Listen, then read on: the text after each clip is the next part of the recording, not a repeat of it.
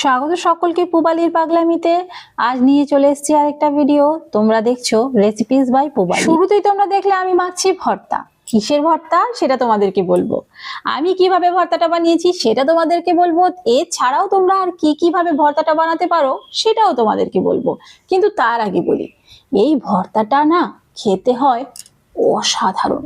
এবার তোমরা বলবে পুবালি যা দেয় তাই বলে, খেতে হয় অসাধারণ। Tried and tested. পুবালি যেটা ট্রাই করে, টেস্ট করে, ভালো লাগলে তখনই বলে অসাধারণ, আর তোমাদের সাথে সেটা শেয়ার করে। তো আর কথা না বাড়িয়ে দেখা যাক, চলো এটা কিসের ভর্তা। ভর্তা আমরা তৈরি করেছি শিম দিয়ে, তবে এটা একটু অন্যরকম শিম।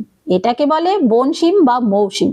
নর্মাল শিমের থেকে একটুখানি বড় হয়, একটুখানি শক্ত হয়, সেদ্ধ হতে সময় নেয়, তবে গাছটা কিন্তু একই আর গন্ধটাও প্রায় পাশাপাশি একই রকম লাগে।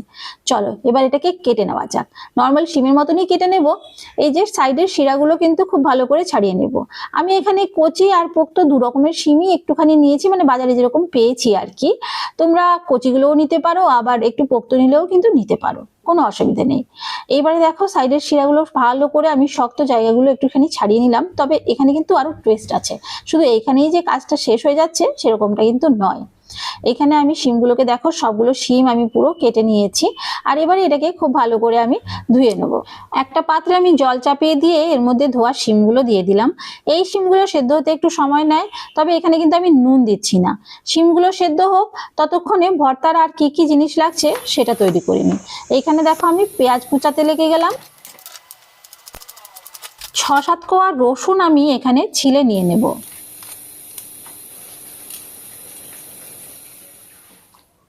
এই যে দুটো মাঝারি সাইজের পেঁয়াজ কুচিয়ে নিয়েছি, এখানে রসুন নিয়ে নিয়েছি, আর নিয়ে নিয়েছি অনেকখানি কাঁচা লঙ্কা, কারণ ভর্তাটা একটু ঝাল তো হবে না।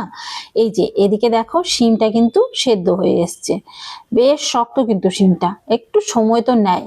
তোমরা চাইলে প্রেসার কুকারেও সেদ্ধ করতে পারো, তবে আমার কাছে মনে হয় এইভাবে সিদ্ধ করলেই ভালো। দেখো আমি একটু টিপে দেখলাম, এই যে একদম পারফেক্ট হয়ে গেছে। এবারে শিমগুলো কিন্তু নামিয়ে নেব। আর চাইলে জলটা কিন্তু তোমরা একটুখানি কম দিতে পারো। আমার জল দেওয়াটা একটু বেশি হয়ে গেছে, আমার কাছে মনে হয় জলটা একটু কম দেওয়াই উচিত। একদম মজে গেল, জলটা মরে গেল ওটা ভালো, নইলে জলটার সঙ্গে পুষ্টি চলে যায়, এটাই মনে হয়। যাই হোক, এবার কিন্তু কাজ বাকি রয়েছে।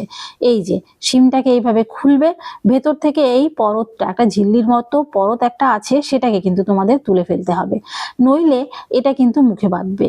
তো এই জিনিসটাকে কিন্তু প্রত্যেকটা শিম খুলে খুলে তোমাদের এটা করতে হবে।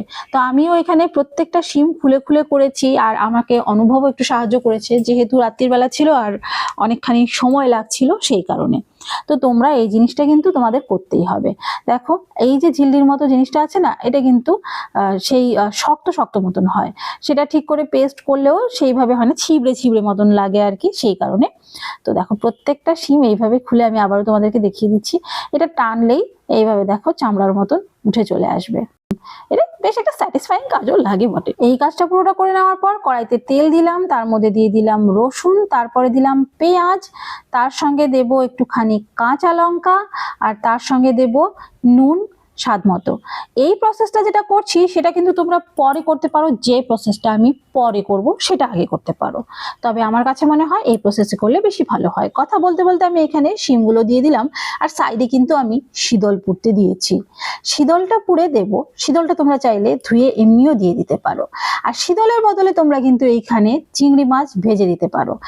এছাড়া তোমরা কিন্তু কাতলা মাছের পেটি আছে না, সেটা কাটা ছাড়িয়ে ভেজে বেশ সুন্দর দিতে পারো, দারুণ লাগে।